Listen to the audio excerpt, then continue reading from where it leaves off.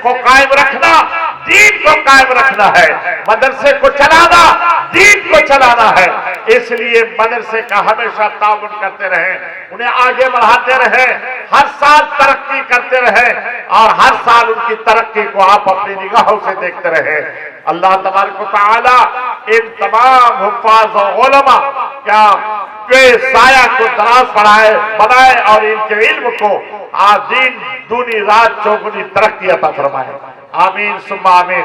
मेरे मोहतरम दोस्त, अब ये आम लोगों की तरह नहीं रहे, बल्कि अब ये खवास में शुमार होने लगे। और याद रखिएगा, ये बुजुर्गान दीन जो होते हैं ना, ये बुजुर्गान दीन, इनको अपनी तरह मत समझिएगा। ये मत समझिएगा कि इनके भी दो हाथ हैं, दो पांव हैं, दो आंखें हैं तो हमारी तरह है। इनको अपनी तरह मत समझिए, बल्कि हाथ तो उनका होता है लेकिन उसमें कुव्वत खुदा की होती है, पांव उनका होता है लेकिन उसमें ताकत खुदा की होती है, जबान उनकी होती है लेकिन बोली खुदा की होती है। बुजुर्गान दीन जो कुछ कह देते हैं अल्लाह तबारक व तआला उसे पूरा फरमा देता है। हजरत जुनैद बगदादी रहमतुल्लाह ताला अलैह के पास एक शख्स आया था। उन्होंने कहा था हुजूर मेरी बेटी की शादी है, मतलब ये था कि कुछ मदद कीजिए। आपने इरशाद फरमाया जाओ मिट्टी ले आओ। वो शख्स गया, इतना बड़ा ढेला लेके आ गया। ढेला समझते ना आप लोग, ढेला समझते हैं ना, तो वो ढेला लेके चला आया। तो आपने उनके सामने में, उस आदमी उस नौजवान के सामने में ढेले को अपने हाथ में लिया हजरत जुनैद बगदादी ने और जोर जोर से अलहम्दु शरीफ वल तक पढ़कर फूका। जैसे ही फूका वो ढेला सोने का हो गया, वो ढेला सोने का हो गया। मेरे मोहतरम दोस्त, इनको अपनी तरह मत समझिए। अच्छा, और जब उनको दे दिया कि जाओ इनको ले जा करके तुम अपनी बेटी की शादी करो, तो वो भी तो सोच रहा होगा थोड़ी देर के लिए कि हमको क्या मालूम था कि ये ढेला सोना हो जाएगा। अगर मुझे मालूम होता कि ये ढेला सोना हो जाएगा तो वो इतना बड़ा चक्री लेके चले आता, है ना। लेकिन उनको पता नहीं था, लेकिन सब्र इसलिए हो गया कि उन्होंने सोचा कि जिस सूरह को इन्होंने पढ़ करके फूका है और सोना हुआ है ढेला, मैं भी वो सूरत को जानता हूँ, अब्दुल शरीफ को, मैं भी पढ़ करके सोना बना लूंगा। चुनांचे घर गया, अपनी बीवी से कहा लो सोने को बेचो और धूम से बेटी की शादी करो। धूम से बेटी की शादी का मतलब समझते हैं आप लोग? डीजे लाओ, डीजे। आप लोग शादी में डीजे लाते कि नहीं लाते? सच सच बोलिए, नहीं लाते है ना। मुबारक, काबिल मुबारकबाद है आप लोग, माशाअल्लाह माशाअल्लाह। यहाँ के मुसलमान को मैं मुबारकबाद देता हूँ जो डीजे का इस्तेमाल नहीं करते, और जो मुसलमान डीजे का इस्तेमाल अपने बेटा बेटी की शादी में करते हैं वो शरीफ खानदान से ताल्लुक नहीं रखते हैं, वो जलील खानदान से ताल्लुक रखते हैं। मेरे मोहतरम दोस्त, इसलिए डीजे न कल जायज था न आज जायज है। और बरेली शरीफ से तो इस मरतबा ऐलान हो गया है कि डीजे में नाज शरीफ भी सुनना जायज नहीं है। इसीलिए आप हजरात इससे भी परहेज कीजिए, डीजे के जरिए से नाज शरीफ मत सुना कीजिए। बहरहाल मैं अर्ज कर रहा था, ये बुजुर्गान दीन जो कुछ कर देते हैं अल्लाह ताला उनको पूरा फरमा देता है। चुनांचे दूसरी बेटी की शादी की बातचीत लगने वाली थी, लगी तो उनकी बीवी आ गई कि जाओ हजरत के पास भी सोना बनवा कर ले आओ। 1-1.5 साल के बाद उन्होंने कहा कि अब हजरत के पास जाने की जरूरत नहीं है, मैं खुद सोना बना लूंगा। मिट्टी ला इतने बड़े चक्री ला करके उसके सामने में रख दिया ढेला, और उसके बाद कहा बनाओ सोना। उन्होंने कहा बिछाओ मुसल्ला, पानी रखो, अगरबत्ती जलाओ, जला दिया गया। अब मार अल्हम्दुलिल्लाह शरीफ एक मर्तबा नहीं 100 मर्तबा पढ़ के फूंक दिया, लेकिन वो ढेला सोना नहीं हुआ। तो दौड़े दौड़े हजरत जुनैद बगदादी के पास आया और कहा हुजूर 1 साल पहले मैं आपके पास आया था। हाँ आए थे, और आपने ढेले को सोना बना दिया था। हाँ बना दिया था। आपने अल्हम्दुलिल्लाह शरीफ पढ़ा था। आपने फरमाया हाँ मैंने अल्हम्दुलिल्लाह शरीफ पढ़ा था। हुजूर आपने 1 मर्तबा पढ़ा था तो ढेला सोना हो गया था, मैं 100 मर्तबा पढ़ दिया हूं लेकिन ढेला सोना नहीं हुआ। आपने इरशाद फरमाया सुनो, अल्हम्दुलिल्लाह शरीफ पढ़ने से ढेला सोना हो जाता है, लेकिन जबान बुजुर्गों की चाहिए, जबान वलियों की चाहिए, जबान जुनैद बगदादी की चाहिए। तो ये बुजुर्गान दीन जो कुछ कह देते हैं अल्लाह तबारक व तआला वही कर देता है। और कबूल फरमा देता है। याद रखिएगा, ये बुजुर्गों को अपनी तरह मत समझिए। इसीलिए अल्लाह तबारक व तआला ने कुरान में इरशाद फरमाया कि, और उलमा फरमाते हैं कि तुम अच्छा बनो, अच्छा बनो, और अगर अच्छा नहीं बन सकते तो कोनुमा सदकिन, सच्चों के साथ हो जाओ, अच्छों के साथ हो जाओ, बुजुर्गों के साथ हो जाओ। अगर अच्छा बनो और अच्छा नहीं बन सकते, नेक बनो, नेक नहीं बन सकते तो नेकों के साथ हो जाओ। अल्लाह ताला एक रोज तुम्हें नेक बना देगा। अच्छों के साथ हो जाओ, अल्लाह तुम्हें एक दिन अच्छा बना देगा। मैं एक मिसाल देता हूँ, जल्दी से बात समझ में आ जाएगी। आप लोगों ने नाला देखा है? नाला बोलिए बोलिए बोलिए। अब तो बस जलसा खत्म होने का वक्त हो रहा है। 10, 15, 20 मिनट में आपके सामने में हो। ये बतलाइए कि आप लोगों ने ये देखा है, नाला देखा है? नाला उसका जो पानी होता है उसको पिया है कभी आप लोगों ने? नहीं पिया है, क्योंकि वो खराब पानी होता है। अच्छा चलिए, पिया तो नहीं है, गुस्ल तो किया होगा? नहीं किए। अच्छा, कपड़ा धोए थे उससे? नहीं धोते। हमने तो देखा है कि जब लोग नाला के पास जाते हैं तो अपने कपड़े को ऊपर उठा लेते हैं, और अगर उनके पास लड़का रहता है, बच्चा रहता है, तो उसको भी उठा करके पार करते हैं। क्यों? कि वो खराब पानी है। खराब पानी से आदमी अपने आप को बचाता है, खराब से अपने आप को बचाता है, अपने बच्चों को बचाता है, अपने रिश्तेदारों को बचाता है। मेरे मोहतरम दोस्त, खराब से, मैं खराब के बारे में बोल रहा हूँ, खराब से हर कोई बचता है। हम लोग भी गौर कीजिए ना, कहीं हम लोग भी तो खराब नहीं है। हमारा पड़ोसी हमसे बचता तो नहीं है, कहीं हमारा पड़ोसी हमसे नफरत तो नहीं करता है। खराब मत बनिए, अच्छा बनिए, या फिर अच्छों की सोहबत इख्तियार कीजिए। इंशाअल्लाह ताला अल्लाह एक दिन अच्छा बना देगा। वही खराब पानी बहते बहते नदी के पानी में जाकर मिल जाए, दरिया के पानी से जाकर मिल जाए। अब ये बताइए कि दरिया के पानी को, नदी के पानी को पी सकते हैं कि नहीं पी सकते? पी सकते हैं। कपड़ा धो सकते हैं कि नहीं धो सकते? बोलिए। धो सकते हैं। और नहा सकते हैं कि नहीं नहा सकते? नहा सकते हैं। अरे भैया, वही पानी जब तक नाले में था तो आप उससे बचते थे, अपने बच्चों को बचाते थे, अपने कपड़ों को बचाते थे, अपने जूते को बचाते थे। वही नाले का खराब पानी, नापाक पानी जब बहते बहते नदी के पाक पानी से मिल गया है तो ये नापाक पानी भी पाक हो गया है। अगर इस मिसाल को आपने समझा है तो मुझे कह लेने की इजाजत दीजिए, हम नापाक सही, हम खराब सही, हम पापी सही, लेकिन हम नापाक सही, लेकिन जो हमारा गौस है वो गौसे पाक है, जो ख्वाजा है वो ख्वाजाए पाक है, जो मखदूम है मखदूम पाक है, आला हजरत पाक है, ताजु शरिया पाक है। अगर हम इन पाक लोगों के साथ रहेंगे तो इंशाअल्लाह ताला एक रोज हम जैसे नापाक को भी अल्लाह पाक कर देगा।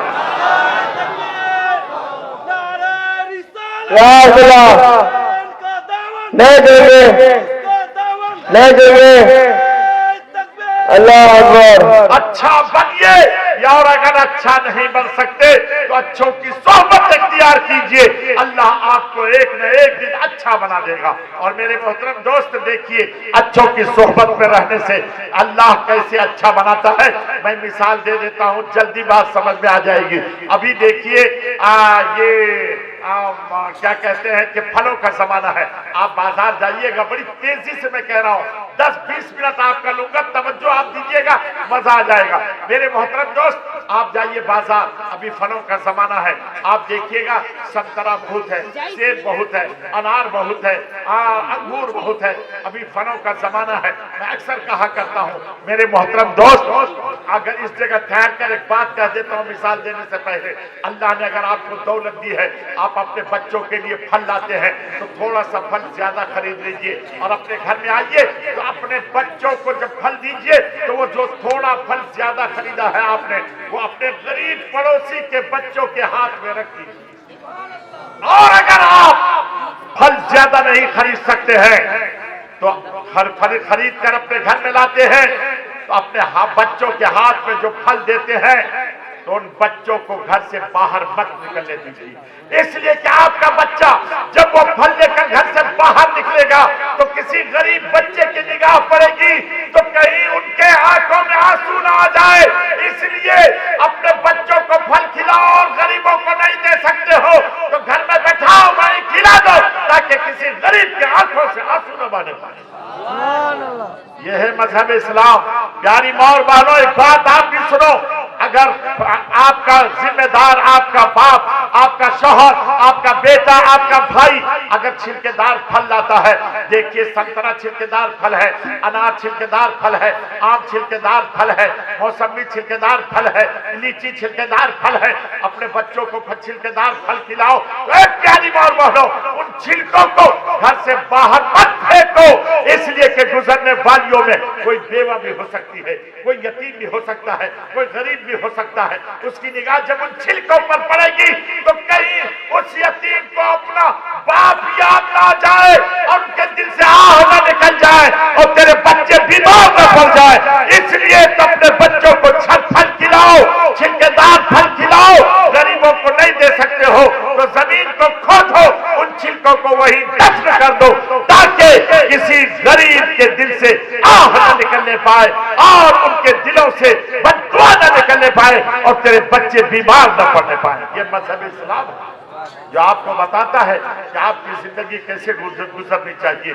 खुदा की कसम, नबी ने फरमाया है गरीबों से मोहब्बत करो। इस्लाम गरीबों से फैला था और इस्लाम एक रोज गरीबों में सिमट जाएगा। और हम देखते हैं खुदा की कसम, जब तक लोग गरीब रहते हैं वो अहले सुन्नत व जमात पे कायम रहते हैं, मसल के अहले सुन्नत पे कायम रहते हैं। लेकिन जैसे ही अल्लाह उसे दौलत देता है वो गुमराह हो जाता है, वो गुमराह हो जाता है। इसलिए गरीबों, तुम्हें खुशखबरी है कि अल्लाह के नबी ने इरशाद फरमाया गरीबों से मोहब्बत करो।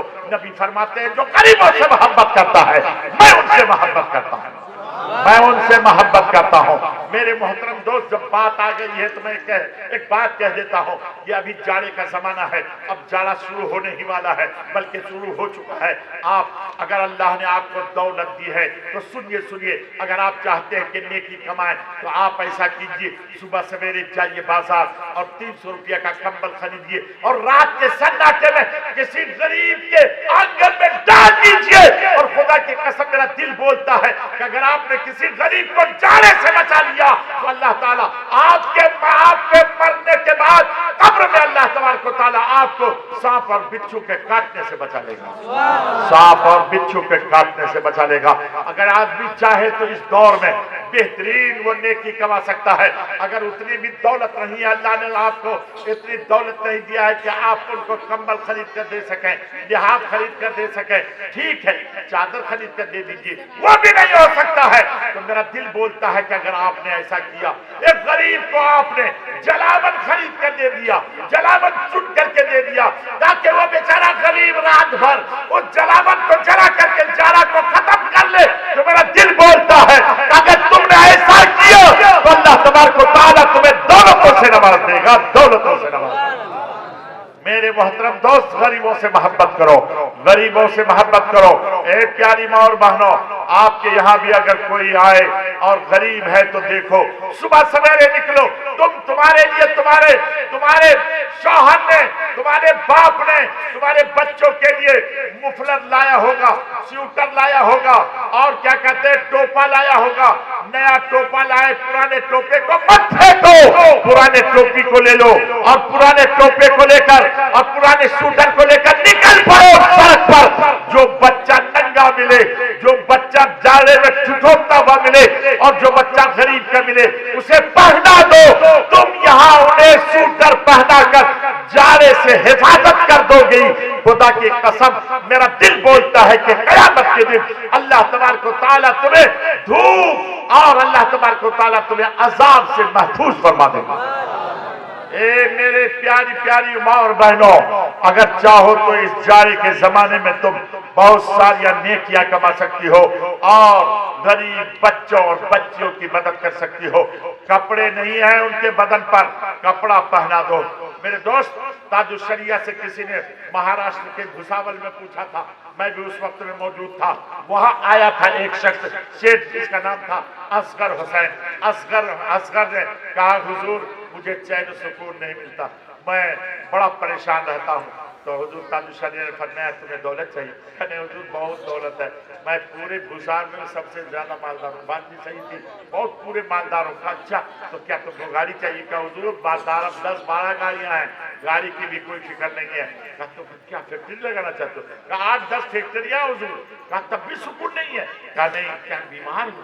कहा, नहीं हुजूर। क्या खाते नहीं? कहा, नहीं हुजूर खूब खाता हूँ। हमारे दस्तरखान पर देखिएगा तो किस्म किस्म के दाने रहते हैं, किस्म किस्म की चीजें रहती हैं, मैं खूब खाता हूँ। आए है आप फरमाते हैं ताजुशरिया, आए सुनो, ऐसे खाने में सुकून नहीं है, खिलाने में सुकून है।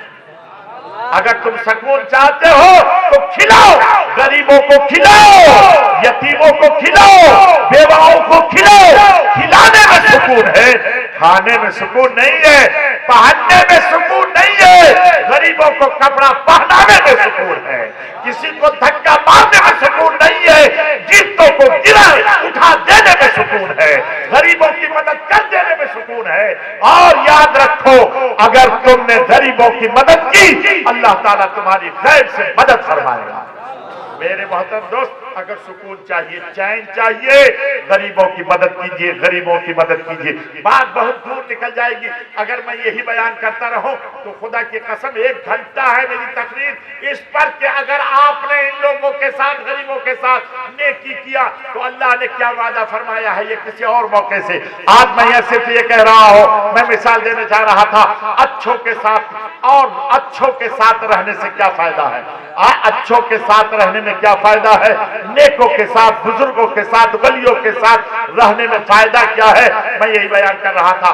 देखिए, आप गए बाजार से आपने देखा सेब भी है, संतरा भी है, लेकिन आपको अंगूर पसंद आ गया। अभी अंगूर 250 रुपया किलो है, आपने 1 किलो अंगूर ले लिया और वहां से आ गए आप अपने घर, और आने के बाद अपनी बेटी को दे दिया, बेटी इसको साफ कर दे। बेटी समझते ना आप लोग, समझते हैं ना? वही बेटी जिनके पैदा होते ही मुसलमान नौजवानों का चेहरा बिगड़ जाता है।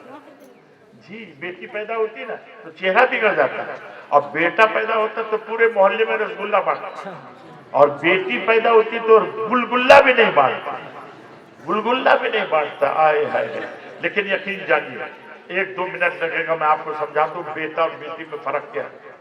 बेटा और बेटी में फर्क क्या है? सुनो, बेटा और बेटी में फर्क क्या है? एक आदमी को एक बेटा एक बेटी है, बेटी की शादी करके ससुराल बसा दिया है, और बेटा उनका दिल्ली और पंजाब मद्रास वगैरह में जाके कमा रहा है। अब इत्तेफाक से, अल्लाह न करे कैसा हो, उनका बाप जो है बीमार पड़ गया और पेशाब और पाखाना बिस्तर पे हो रहा है। उन्होंने अपने बेटे को फोन किया, बेटा जल्दी से आ जाओ, मैं तेरा चेहरा देखना चाहता हूँ, ऐसा लगता है कि मैं मर जाऊंगा। और वो बेटा अगर वफादार बेटा, वफादार बेटी की बात कर रहा, वफादार बेटा है तो वो लगा देगा पैसा और कहेगा एटीएम से निकाल दीजिएगा जल्दी से और किसी अच्छे डॉक्टर से इलाज करा दीजिए। और अगर गद्दार बेटा है तो वो पैसा भी नहीं भेजेगा, लेकिन आएगा नहीं, वो कहेगा अब्बा किसी और मौके पर चले जाएंगे। लेकिन वही तुम्हारी बेटी जो ससुराल बस गई है, उसे पता चल जाए कि हमारा बाप पेशाब और पाखाना बिस्तर पे कर रहा है, तो वो अपने शौहर की भी परवाह नहीं करती, अपने सास ससुर की भी परवाह नहीं करती, वो किसी गाड़ी का भी इंतजार नहीं करती, बल्कि बगल में कपड़ा दबाती है और रोते बिलखते अपने बाप के घर आती है, और वही पेशाब लगे हुए कपड़े को बेटी धोती है, पाखाना लगे हुए कपड़े को बेटी साफ करती है, और वही तेल डालने वाली सर पर बेटी होती है, पांव दबाने वाली बेटी होती है, खिदमत करने वाली बेटी होती है। और तुम अपने दोस्तों में बोलते हो अगर बेटी नहीं रहती तो मैं मर जाता, बेटी नहीं रहती तो मेरी खिदमत कौन करती, बेटी नहीं रहती तो मेरे कपड़े को कौन धोती, बेटी नहीं रहती तो मेरे सर पर तेल कौन डालती। लेकिन वही बेटी जब तुम्हें कहती है अब्बा जान अब तो आप इस दुनिया से जा रहे हो ना, तो ऐसा कीजिए ना 1 डिसमिल जमीन मेरे नाम से लिख दीजिए ना, तो वो बुढ़वा क्या कहता है जानते हैं? ए बेटी क्या बोल रही हो, मैं तो सुनता ही नहीं।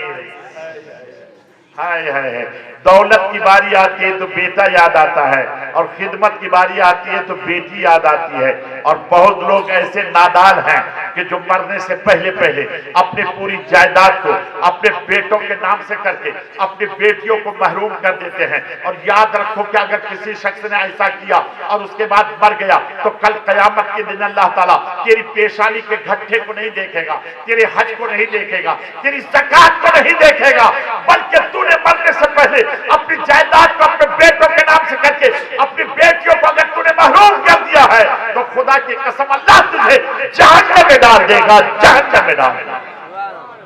इसलिए अगर तुम चाहते हो आके ये जहेज का रिवाज खत्म हो जाए तो खुदा की कसम तुम्हें शरीयत पर अमल करना होगा, विरासत में बेटियों को हिस्सा देना होगा, वरना ये जहेज की लानत तेरी गर्दन पर हमेशा रहेगी। और ये जहेज खत्म नहीं हो सकती जब तक कि तुम शरीयत पर अमल नहीं करोगे। जब तक कि तुम शरीयत पर अमल नहीं करोगे तो वो कहेगा, होने वाला दामाद कहेगा दे 10 लाख दे 20 लाख दे, क्योंकि वो जानता है मरने से पहले पहले ये बुढ़ा अपने बेटी के को महरूम कर देगा, बेटों के नाम से कर देगा, लिहाजा ले ले इससे 10 लाख ले ले 5 लाख ले ले 2 लाख ले ले 4 चक्के की गाड़ी ले ले। और मेरे मोहतरम दोस्त, और अगर शरीयत पर अमल करोगे, 3 बीघे जमीन तेरे पास है और तेरा एक बेटी और एक बेटा है, तो वह होने वाला दामाद जानता है कि मेरा ससुर को 3 बीघे जमीन है और ये इनके मरने के बाद मेरी होने वाली बीवी के नाम से खुद ब खुद एक जमीन 1 बीघा जमीन हो जाएगी और 2 बीघी जमीन उनके बेटों के नाम से, तो खुदा के कसम वो कभी जहेज नहीं लेगा। जहेज तो इसलिए आज ये जहेज का रिवाज पड़ गया है कि शरीयत पर लोगों ने अमल करना छोड़ दिया है, अपनी बेटियों को हिस्सा देना अपनी जायदाद में छोड़ दिया है। याद रखिए, आपके मकान में आपकी बेटी का हिस्सा है, आपकी दुकान में आपकी बेटी का हिस्सा है, आपकी जमीन में आपकी बेटी का हिस्सा है, आपकी जायदाद में आपकी बेटियों का हिस्सा है। लेकिन ऐ नौजवान, एक बात मैं आपको यहां से कह के गुजर जाऊं, वही तेरी माँ और बाप जब गुजर जाता है, इस दुनिया से चला जाता है, और उसके बाद तेरा बहनोई तेरी बहन से कहता है जाओ अपने हिस्से की जमीन ले लो, तो तेरी बहन क्या बोलती है? नहीं, मैं जमीन हिस्से की नहीं लूंगी, कहीं मेरा मैके न छूट जाए। है क्या कुर्बानी दे रही है तेरी बहन। लेकिन वही बहन जब तेरे घर में आती है तेरे माँ बाप के इंतकाल के बाद, तो तेरी बीवी का चौखुटा बदल जाता है। तेरी बीवी क्या क्या बोलती है तुझे मालूम है? और अगर एक हफ्ता तेरी बहन तेरे घर में रह जाती है तो तेरी बीवी क्या क्या बिल बिदाती है। और जाते वक्त अगर तूने एक जोड़ा कपड़ा दे दिया अपनी बहन को, तो तेरी बीवी क्या कहती है? उस वक्त में तुम नहीं कह सकते अपनी बीवी को कि बीवी कान खोल के सुन ले, जिस घर में तू ऐशो इशरत की जिंदगी गुजार रही है इसमें मेरी बहन का हिस्सा है, और जिस दुकान जो बाप छोड़ कर गया है इसमें बहन का हिस्सा है, जो जमीन बाप छोड़ के गया है इसमें बहन का हिस्सा है। जिस दिन तुम्हारी ये बोली हो जाएगी, खुदा की कसम उसी दिन तेरी बीवी तेरी बहन की इज्जत करने पर मजबूर हो जाएगी, मजबूर हो जाएगी। इसलिए जो बहन इतनी कुर्बानी करे, तेरे माँ बाप के मरने के बाद जब बहन तेरे घर में आए तो उसकी इज्जत करो, उसकी इज्जत करो। हाँ, तेरी साली आती है तो बड़ी इज्जत होती है, लेकिन बहन आती है तो इसकी कोई इज्जत। साली समझते आप लोग? साली नहीं समझिएगा तो और क्या समझिएगा? साली तो सब समझते, बहन कोई नहीं समझता, बहन किसी को समझ में नहीं आता है।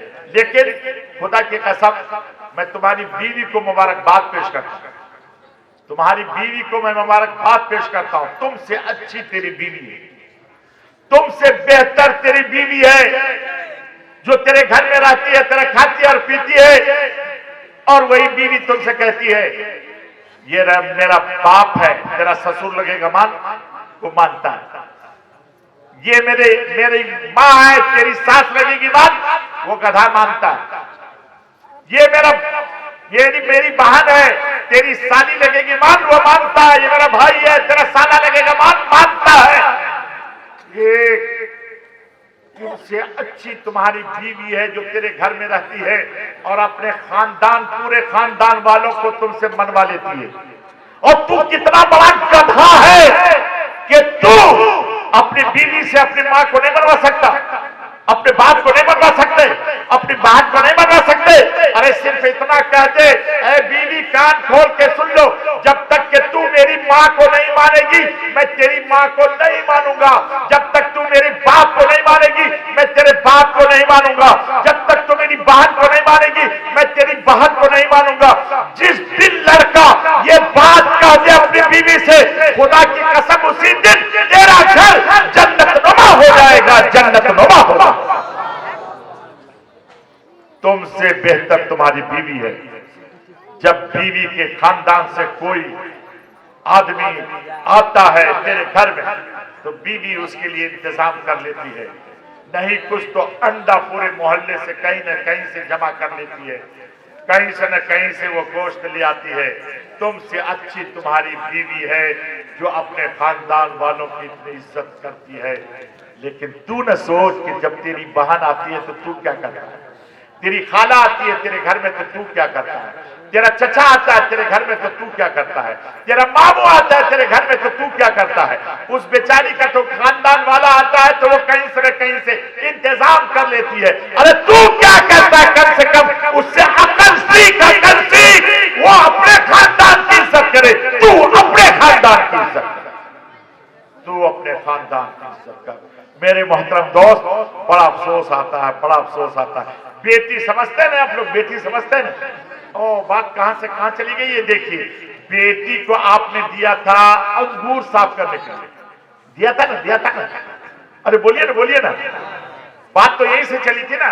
बेटी को क्या दिया था, अंगूर साफ करने के लिए। अच्छा, मैं मिसाल दे रहा हूं कि नेकों के साथ रहने से फायदा क्या है। आपने बेटी को दिया, बेटी ने अंगूर को क्या किया, अच्छे अच्छे अंगूर को एक साइड में तोड़ के रखी, साफ कर, और उसमें जो सड़ा हुआ अंगूर था, जो खराब अंगूर था, उस अंगूर को एक साइड में रखी। 1 घंटे के बाद आप आए, आपसे भी आपकी बेटी कहती है अस्सलाम वालेकुम। आपने कहा वालेकुम सलाम बेटी, क्या बात है। अब्बा जान ये अंगूर आपने खरीदा था। हाँ मैंने खरीदा। क्या क्या भाव खरीदा था। कहा 250 रुपया किलो। तो यही सड़ा हुआ अंगूर 250 रुपया किलो। अरे बेटी ये सड़ा हुआ अंगूर तो मैंने खरीदा ही नहीं। हाँ अब्बा जान, ये जो गुच्छे का गुच्छा अंगूर लाया था ना आपने, तो ये सड़ा हुआ अंगूर उस अच्छे अंगूर के बीच में इस तरीके से छुप गया था कि आपने देखा ही नहीं।